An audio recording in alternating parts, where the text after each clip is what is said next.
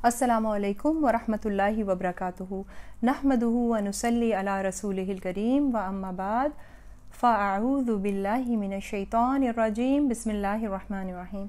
आज हम सूरतुल लहब की आयत नंबर 1, 2 और 3 करेंगे, लफ्ज़ी तर्जुमा और बामुहावरा तर्जुमा। तो आपके लिए ये पाबंदी नहीं है कि आप तीनों आयात जो हैं वो आज ही याद करें।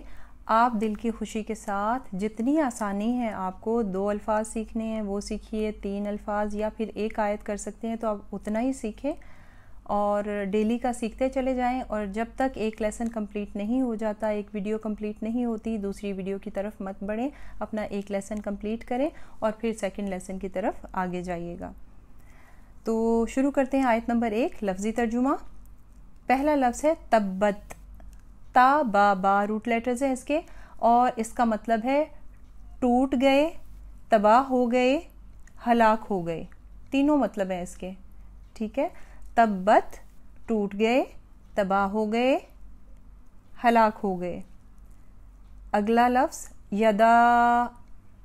यद कहते हैं इंसानी हाथ को, यानी यद के असली मानी हाथ के हैं। तो यदा इसका मतलब है दोनों हाथ, यदा दोनों हाथ। अभी, अभी अरबों में फादर को कहा जाता है, वालिद को अभी कहा जाता है। जैसे उर्दू में वालिद साहब को अब्बू कहते हैं या अब्बा या बाबा कहते हैं, तो इसी तरह अरब फादर के लिए अभी का लफ्ज़ इस्तेमाल करते हैं। तो अभी मतलब अबू। लहबिन, लाम हा बा रूट लेटर्स हैं इसके, इसका मतलब है शोला। लहब शोला। तो अभी लहबिन ये नाम है नबी पाक सल्लल्लाहु अलैहि वसल्लम के हकीकी चचा का, अबू लहब। ये आपको शान नुज़ूल में मैंने बताया था कि सुर्ख व सफ़ेद रंग होने की वजह से उसकी कुनियत अबू लहब मशहूर हो गई थी। तो यहाँ पे उसी का तज़किरा है। अबी का मतलब अबू और लहब का मतलब शोला है, तो अबी लहबिन ये कुनियत इस्तेमाल की गई है। तो अबू लहब, अबी लहबिन अबू लहब के। तब्बत टूट गए, तबाह हो गए, यदा दोनों हाथ, अबी अबू लहबिन लहब के। वा जुमले के दरमियान में आएगा तो मानी देगा और के। वा और, तब और वो हलाक हुआ। तब के रूट लेटर्स भी ता बा ही हैं। पहला लफ्ज़ देखें तब्बत और आखिरी लफ्ज़ देखें तब, इन दोनों के रूट लेटर्स ता बा ही हैं। तो अगर रूट लेटर सेम है तो मानी भी सेम ही है, हलाक हो गया, तबाह हो गया। वा और तब वो हलाक हुआ। ठीक है, फिर से देखें, तब्बत टूट गए, तबाह हो गए, यदा दोनों हाथ, अबी लहबिन अबू लहब के, वा और तब वो हलाक हुआ। अच्छा जी, अबू लहब जो है इसने नबी पाक सल्लल्लाहु अलैहि वसल्लम के लिए हाथ उठाकर जो है कहा था, तब्बन लका अलिहाज़ा जमाअतना, के हलाकत हो तेरे लिए, क्या तूने हमें इसके लिए जमा किया था। तो हाथों से नबी पाक सल्लल्लाहु अलैहि वसल्लम को ये अल्फाज कहे तो अल्लाह सुब्हान व तआला ने फिर इस सूरत को नाजिल किया उसके जवाब में कि इसने जिन हाथों के साथ नबी पाक सल्लल्लाहु अलैहि वसल्लम की तरफ इशारा किया है और बुरे अल्फाज इस्तेमाल किए हैं, तो इसके ये दोनों हाथ टूट जाएं। एक तो मतलब इसका ये है कि दोनों हाथ, और एक मतलब इसका ये है कि दोनों हाथ से कि दुनिया भी इसकी ख़राब हुई और आखिरत भी इसकी ख़राब हो गई। व तब, अब ये जो जुमला है ना, व तब, शुरू में तो बताया गया ना कि इसने नबी पाक सल्लल्लाहु अलैहि वसल्लम की शान में गुस्ताखी की तो इसके हाथ टूट जाएं। तो आगे बताया जा रहा है उसके मुकम्मल अंजाम के बारे में तज़किरा है, व तब और वो हलाक हुआ, यानी फ्यूचर में ये हलाक हो जाने वाला है, खबर दे दी गई कि ये हलाक ही होगा। बामुहावरा तर्जुमा इसका करते हैं, अबू लहब के दोनों हाथ तबाह हों और वो हलाक हुआ। अबू लहब के दोनों हाथ तबाह हों और वो हलाक हुआ। अब कुरान ने उसकी हलाकत व बर्बादी की जो खबर पहले ही दे दी थी, इसका असर क्या हुआ कि ग़ज़वा बदर जब हुई तो ग़ज़वा बदर के 7 दिन के बाद इसको ताउन की गिल्टी निकली थी। जब ये सूरत नाजिल हुई है तो ये अबू लहब और उसकी बीवी को बड़ा गुस्सा चढ़ता था कि हमारे खिलाफ एक सूरत का नज़ूल हुआ है।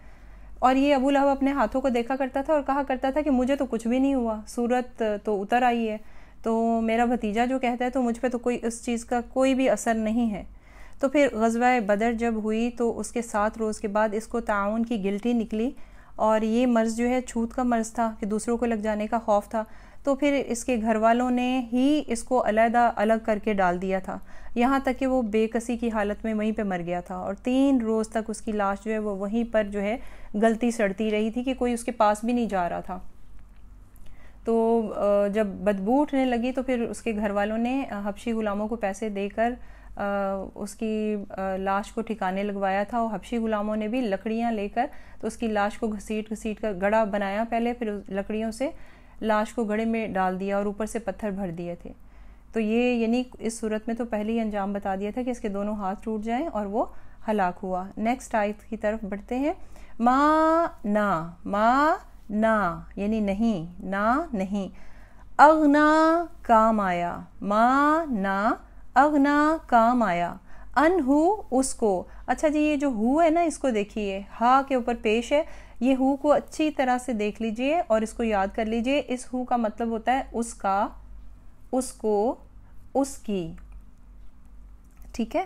انہو اس کو، ما نا اغنا کام آیا، انہو اس کو، مالہو، اب اس کو سپلٹ کریں گے، مالو کو سیپریٹ کر دیں، ہو کو سیپریٹ کر دیں۔ ہو کا مطلب ابھی میں نے آپ کو بتایا نا اس کا یا اس کو، تو مالو پہلے دیکھیں گے، مالو کا مطلب اردو میں بھی مال ہی ہے، مال مینز ویلتھ، منی، مالو مال، ہو اس کا، یعنی اس کو اس کا مال کام نہیں آیا۔ وا اور ما جو کسب اس نے کمایا، کسب اس نے کمایا۔ بامحاورہ ترجمہ دیکھیے، اس کو اس کا مال جو اس نے کمایا کام نہ آیا، اس کو اس کا مال اور جو اس نے کمایا کام نہ آیا۔ اب اس میں ورڈ دیکھیں کسب، کسب جو ہے یہ اردو میں بھی ہم بہت زیادہ استعمال کرتے ہیں۔ اسلام نے ہمیں کسب حلال کی طرف زیادہ ترغیب دی ہے، یعنی حلال کی کمائی، کسب حلال، حلال کی کمائی۔ تو کسب اردو کا بھی لفظ ہے اور اس کا مطلب کمائی ہے۔ یہ جو کسب ہے کمائی، اب کمائی میں کیا کیا کچھ آ جاتا ہے؟ جو انسان کو وراثت سے مال ملتا ہے وہ مال بھی، جو انسان تجارت سے منافع کماتا ہے وہ مال بھی، جو پراپرٹی وہ بنا لیتا ہے، جمع کرتا جاتا ہے، وہ بھی اس کی کمائی میں شامل ہے، وراثت کا مال بھی، اس کا جمع جتھا سب کچھ، اور اولاد کو بھی انسان کی کمائی کہا جاتا ہے کہ اولاد بھی۔ تو اس کا جتنا مال اس نے جوڑا تھا اور جو اس کی اولاد تھی وہ اس کے کام نہیں آئی۔ حضرت ابن عباس رضی اللہ تعالیٰ عنہ نے فرمایا کہ جس وقت نبی پاک صلی اللہ علیہ وسلم نے اپنی قوم کو اللہ کے عذاب سے ڈرایا تو ابو لہب نے یہ بھی کہا تھا کہ جو کچھ میرا بھتیجا کہتا ہے اگر یہ سچ ہوا تو میرے پاس مال اور اولاد بہت ہے، میں اس کو دے کر اپنی جان بچا لوں گا۔ تو اس پر یہ آیت نازل ہوئی تھی، ما اغنا عنہ مالہ وما کسب، کہ جب اس کو اللہ تعالیٰ کے عذاب نے پکڑا تو نہ اس کو اس کا مال کام آیا نہ اولاد۔ یہ تو حال اس کا دنیا میں ہوا، دیکھیں کتنا وہ روب سے کہتا تھا کہ مجھے میرا مال اور اولاد بچا لے گی، جبکہ اس کی زندگی میں ہی اس کی اولاد نے، اس کی بیوی نے اس کو گھر سے باہر نکال دیا تھا، چھوت کی بیماری تھی کہ اس کو نکال باہر کیا تھا۔ تو یہ تو اس کا دنیا میں حال ہوا کہ لاش گلتی سڑتی رہی، علیحدہ ہوا، تو آخرت میں اس کے ساتھ کیا ہوگا یہ اگلی آیت میں ہمیں پتہ چلے گا۔ آیت نمبر 3 کی طرف بڑھتے ہیں۔ سیصلا، لفظی ترجمہ کریں گے اس کو سپلٹ کریں گے۔ سیصلا کو روٹ لیٹرز اس کے صاد، لام، یا ہیں۔ اب سین زبر سا کو بھی علیحدہ کر دیجئے، یا زبر یا کو بھی علیحدہ کر دیجئے، اور صاد، لام، یا کو علیحدہ، ٹھیک ہے۔ اس کو 3 حصے ہم نے کر دیے۔ یہ جو سین زبر کے ساتھ آتا ہے نا، یہ جب بھی ورب کے ساتھ آئے گا تو اس کا مطلب ہے ان قریب گا گے گی، فیوچر ٹینس کو یہ ظاہر کرتا ہے، یعنی سون ول شیل، سون ول شیل۔ سا کا کیا مطلب ہے؟ ان قریب گا گے گی۔ یا کا مطلب ہے وہ، یا کا مطلب وہ، تو صاد، لام، یا اس کا مطلب ہے داخل ہوگا، جیسے صلاح ہے تو صاد، لام، یا جو ہے اس کا مطلب ہے داخل ہوگا۔ سا ان قریب، گا یا وہ، صلاح داخل، تو سا یصلا اکٹھا کریں، وہ ان قریب وہ داخل ہوگا۔ نارن، آگ میں، عربک میں نار کہتے ہیں آگ کو، نارن آگ میں، سیصلا ان قریب وہ داخل ہوگا، نارن آگ میں، آگ کے لیے عربک میں نار کا ورڈ یوز کیا جاتا ہے، روٹ اس کے نون واو را ہیں۔ ان قریب وہ آگ میں داخل ہوگا، ذاتا کا مطلب ہے والی، ذاتا والی، لہب شولے والی، تو ذاتا لہب شولے والی آگ یعنی بھڑکتی ہوئی آگ جس کے شولے بہت بلند ہوں گے۔ سیصلا ان قریب وہ داخل ہوگا، نارن آگ میں، ذات لہب شولے والی۔ تو یہاں پر اللہ سبحانہ وتعالیٰ نے بتا دیا کہ ان قریب وہ بھڑکتی ہوئی آگ میں داخل ہوگا۔ با محاورہ ترجمہ، ان قریب وہ بھڑکتی ہوئی آگ میں داخل ہوگا۔ با محاورہ ترجمہ تینوں آیات کا ہم کر لیتے ہیں۔ ابو لہب کے دونوں ہاتھ تباہ ہوں اور وہ ہلاک ہوا، اس کو اس کا مال اور جو اس نے کمایا کام نہ آیا، ان قریب وہ بھڑکتی ہوئی آگ میں داخل ہوگا۔ اللہ سبحانہ وتعالی ہمیں اپنی ناراضگی سے بچائے، آمین، اور جہنم کے ہر طرح کے عذاب سے بچائے، آمین ثم آمین۔ آج کا لیسن اتنا ہی، جزاکم اللہ خیرا کثیرا، السلام علیکم ورحمۃ اللہ وبرکاتہ۔ سبحانک اللہم و بحمدک، اشہد ان لا الہ الا انت، استغفرک و اتوب الیک۔